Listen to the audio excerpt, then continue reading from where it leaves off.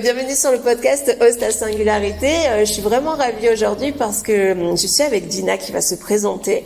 On termine aujourd'hui un cursus de formation de pratique narrative. Et du coup, Dina, je vais déjà te laisser te présenter. Qui es-tu? Merci déjà Christine de m'avoir invitée, de me proposer de partager un petit peu qui je suis et mon expérience.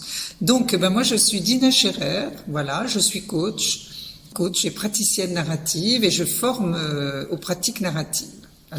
Alors qu'est-ce que sont les pratiques narratives en fait? Alors, les pratiques narratives, c'est former déjà les accompagnants. On forme pas des gens à être accompagnants. Souvent, ils le sont déjà. Ils sont coachs, ils sont thérapeutes, ils sont médiateurs ou autres, puis même des profs ou autres. C'est de les former à une pratique et les pratiques narratives, comme son nom l'indique, c'est accompagner à partir des récits.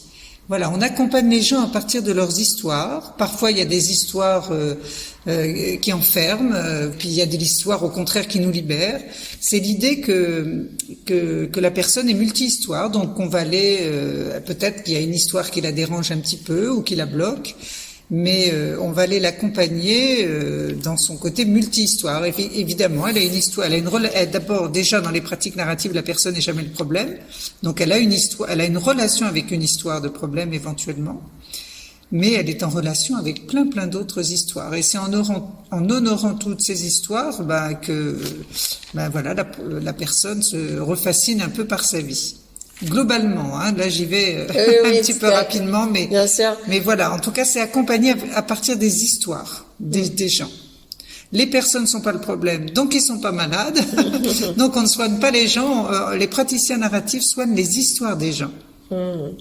Et toi, tu es arrivé à rencontrer les pratiques narratives de quelle manière en fait? Eh bien, j'ai rencontré les pratiques narratives en les vivant sur moi. C'est-à-dire que j'étais coach, j'avais un premier parcours professionnel et je me suis formée au coaching en 2008 et c'est mon superviseur qui s'appelle Pierre Blanc-Sanoun, qui m'a supervisée et j'adorais les séances avec lui parce que je lui racontais mes premiers pas dans l'accompagnement et puis où je me sentais pas très bonne au début et puis quand je sortais de ces séances je me sentais bien, jamais honteuse, digne, voilà. Et je me suis dit tiens, il est vraiment bien ça. Mais après j'ai compris ce qu'il faisait, quoi. Il avait une pratique très dignifiante en fait. Les questions qu'il me posait étaient des questions qui honoraient mon côté multi-histoire. Voilà. Je me suis dit grâce à lui c'est cette coach que j'ai envie d'être, une coach face à qui on se sentira jamais nul en fait. Voilà, donc les pratiques narratives, c'est vraiment une pratique qui regrade les gens et qui fait qui prend soin des gens, qui les regrade, qui les redignifie, donc mais tout en attaquant les difficultés bien sûr. Mais même quand on parle de ces difficultés, on se sent jamais nul parce que la personne n'est pas le problème et on explore le problème comme une histoire de problème, pas comme la personne est le problème. Donc c'est comme si ça redevient possible de parler d'une histoire de problème. Quels sont les effets quand une personne sort justement d'une séance de pratique narrative ou a été accompagnée par la pratique narrative, une personne ou un collectif, puisqu'on peut agir sur les deux? Bien sûr, moi d'ailleurs j'accompagne beaucoup les collectifs. Évidemment, c'est très redynamisant en fait. On fait en sorte que dans les séances en pratique narrative, la personne, elle vive un truc qu'elle a jamais vécu par ailleurs, parce que souvent quand on vit des difficultés, on en parle et on est quand on parle du problème à l'endroit du problème, tout est problème en fait. Donc voilà. Alors que là, on essaye de leur faire vivre quelque chose de nouveau, c'est-à-dire de tout de suite les amener à un endroit où ils agissent, un endroit où ils réussissent quand même des choses, un endroit où ils nous ont pas attendus pour mettre en place des choses. Vous voyez, c'est ça le côté multi-histoire, c'est comment plutôt que de demander à quelqu'un depuis quand il n'a pas de boulot, par exemple, on va lui demander comment vous est venue l'idée de venir me voir, qu'est-ce que vous privilégiez, qu'est-ce que votre situation vous a apprise. Vous voyez, c'est une autre manière de questionner qui s'intéresse bien sûr à ce que la personne dit, mais on la réduit pas à ce qu'elle nous dit. Rien que le fait qu'elle est face à nous et qu'ils ont accepté ce groupe d'être là et de travailler honore déjà quelque chose. Donc Voilà, on va de quoi elle a triomphé pour être là, de quoi ils ont triomphé pour être au moins jusqu'ici aujourd'hui, etc. Donc c'est un peu ça l'idée. Voilà, donc après, il y a plein de choses, bien sûr, plein de concepts qui permettent de travailler ça. Mais c'est déjà une posture. Une posture où déjà on regarde la personne comme ok, elle vit un truc mais elle nous a pas attendu pour réagir, donc on va déjà aller voir ce qu'elle a déjà fait. Elle pense qu'elle est victime de ce qu'elle vit, peut-être, ou un groupe. Non, les groupes ont déjà tenté des choses, et avant d'essayer de voir ce qu'on pourrait faire, qu'est-ce que vous avez déjà tenté en fait? C'est déjà d'honorer le fait qu'ils ont déjà tenté des choses. Même les gens qui se plaignent, hein, s'ils se plaignent, ils agissent. Il y en a, ils se plaignent même plus. La plainte, c'est un hommage qu'on rend à ce qui va pas, en fait. Donc, la plainte, à quoi elle dit non, quoi. Voilà, moi, c'est comme ça que je redinifie. Je dis pas, c'est oh là là, il est chiant, il se plaint tout le temps. Non, ta plainte, à quoi elle dit non, à quoi elle dit oui, et qu'est-ce que tu honores en te plaignant, d'important pour toi, etc. C'est quelqu'un qui a des valeurs, plus que quelqu'un qui se plaint tout le temps. Voilà, c'est un peu ça l'idée. Donc ça s'adresse à tout le monde, c'est-à-dire enfants, seniors, adultes, traversant en reconversion ou en transition.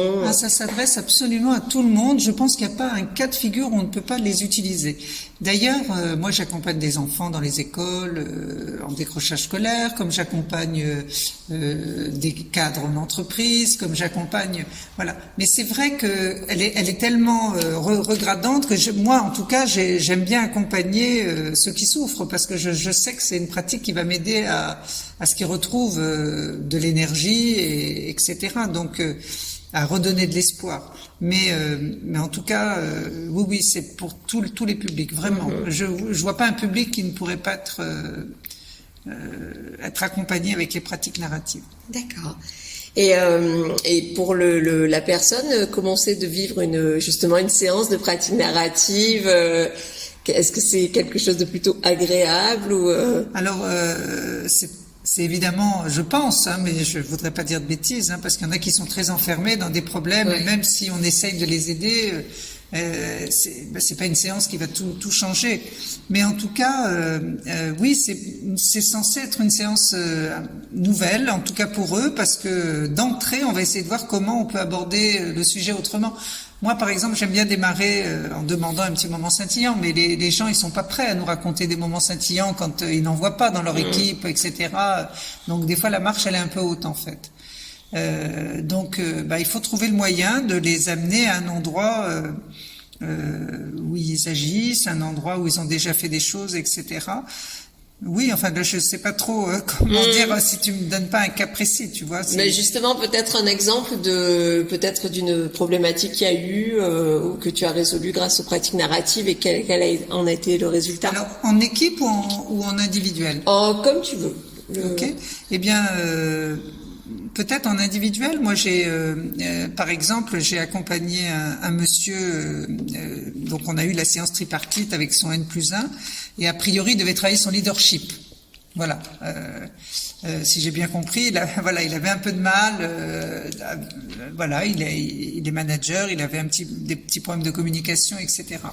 Et quand j'ai cet homme en face de moi, seul, parce que ça c'était en tripartite, il me dit d'entrée, vous savez, je pense que je ne suis pas un très bon manager. Voilà, il avait une image de lui, ou en tout cas on lui renvoyait une image qu'il n'était pas un très très bon manager. Donc, du coup, il me dit, je l'ai pas dit en tripartite, mais je me pose beaucoup de questions si je vais rester, si c'est vraiment ça que j'ai envie de faire manager, etc. Enfin, il était désespéré. Donc voilà. Donc une manière de le regarder là, c'est vraiment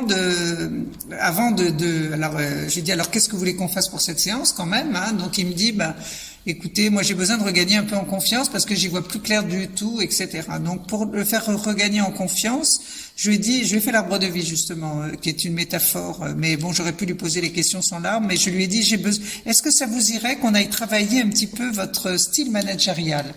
Parce que c'est quoi? Vous dites que vous n'êtes pas un bon manager. C'est quoi un bon manager pour vous? Il m'a dit, c'est quelqu'un qui a des couilles. Alors, il entendait par là quelqu'un qui est capable de prendre des décisions, de se séparer des gens sans état d'âme, etc.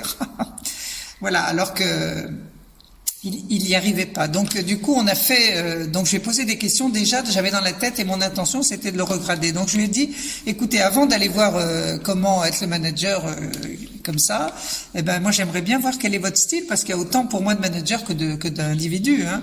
Et donc, on est allé, voilà, dans les racines, je lui ai demandé, quels sont il avait 45 ans, mais il avait bossé dans plein de boîtes, donc des moments où vous êtes senti un bon manager, quoi, à votre place en tant que manager. Et il y avait plein d'expériences, en fait, où là, ça marchait pas pour lui, parce qu'il venait d'arriver à un endroit où on attendait autre chose. Mais il avait plein d'histoires à me raconter. Et puis, à quelle valeur importante pour vous, quelles sont les compétences en lien avec toutes ces belles expériences que vous me racontez. Et quand vous décidez un jour d'être manager, quels sont les espoirs que vous avez pour les gens? En fait, il avait un espoir d'honorer les différences. Il dit, moi, j'ai été manager pour embaucher les gens, pas pour les virer, en fait. J'ai été manager pour les faire grandir, etc. En fait, c'était quelqu'un humainement assez intéressant. Il aime le collaboratif. Enfin, tout ça a émergé d'un arbre. Et à la fin, je lui ai dit, alors, ça dit quoi de vous, de votre style de manager? Il me dit, c'est un manager à l'écoute, ouvert et respectueux des différences. Wow. Vous voyez, donc tu vois, à cet endroit-là, on n'est plus un manager qui a plus de couilles, hein, c'est un manager comme ça. Et en fait, à l'endroit où je l'avais amené, je lui ai dit, alors, vous en êtes où de votre estime de vous? Et puis surtout, qu'est-ce que vous voulez pour demain? Vous hésitiez, partir, rester? Il dit non, à l'endroit où je suis, j'ai envie d'aller revoir ma direction et de vendre le manager que je suis, en fait. Parce que, en fait, ce qu'ils attendent, comme ils se restructurent, ils attendent qu'ils virent, qu'ils statuent, qu'ils bougent des gens de place, etc. Et lui, il a pas envie de faire ça. Donc, lui, ce qu'il veut, c'est le faire tranquillement, à sa manière, respectueux des gens, etc. Donc non, il s'est dit, avant de partir, je vais essayer parce que il n'était pas connecté, il n'avait jamais travaillé sa posture comme ça. Donc il dit, je voudrais dire voilà. Donc on a préparé comment il allait dire ça, il l'a dit, et on a accepté on lui a donné ce temps. Voilà, excuse-moi, j'ai été un peu longue, mais non, c'était pour te dire que, tu vois, c'est autre chose. On aurait pu rentrer alors vous n'êtes pas un bon manager, qu'est-ce que vous faites de mal, et c'est quoi le problème, et c'est quoi un manager qui a des couilles, alors comment vous pourriez, voilà, qu'est-ce que vous pourriez mettre? Non. En fait, il nageait contre courant, et en fait, il se conformait à un style de management qu'il n'a pas envie d'être, en fait. C'est pour ça qu'il rentrait pas dedans, etc. Mais il était tout sauf un mauvais manager. C'est voilà. super histoire. Enfin, on a vu aussi pendant toute la formation des belles histoires, des belles transformations, des prises de conscience aussi qui étaient très chouettes. Si tu avais une baguette magique, qu'est-ce que tu ferais des pratiques narratives? Si j'avais une baguette magique, déjà, je pense que j'aime l'idée que les gens s'accompagnent eux-mêmes. En fait, là, on accompagne des accompagnants pour qu'ils aient une pratique, et tant mieux, parce que les pratiques narratives m'aident beaucoup dans les accompagnements, mais j'aimerais les diffuser auprès de parents pour l'éducation des enfants, parfois. Parce que sans vouloir faire de mal, parfois, on catalogue vite un de nos enfants comme étant timide, ou comme étant, vous voyez, quand on présente nos enfants, on pourrait dire, voilà, je vous présente, lui, il est plutôt timide, elle est plutôt comme ça. Donc comment, sans le vouloir, on enferme nos enfants dans une histoire en les empêchant d'être autre chose, parce qu'après on se construit comme ça.